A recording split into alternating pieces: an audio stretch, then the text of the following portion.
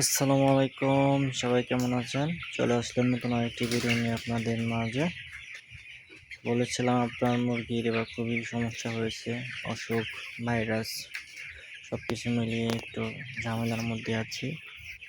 মুরগির আমাশা ছিল, আমাশার টেস্টটা দেওয়ার পরে হালকা কমেছে।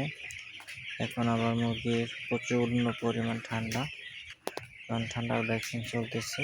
দেখতে পাচ্ছেন মুরগিগুলো, এই বেচটা অনেক সমস্যা হচ্ছে, কারণ প্রচণ্ড শীত, ওয়েদার ভালো না, এই রোদ, এই প্রচুর ঠান্ডা, সেই জন্য মুরগির সমস্যা দিন দিন বাড়তেছে।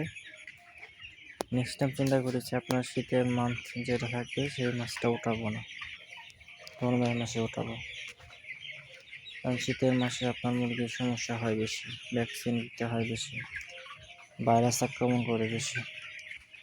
আসসালামু আলাইকুম, আবার দেখা হবে নতুন আরেকটি ভিডিওতে। সবাইকে ধন্যবাদ।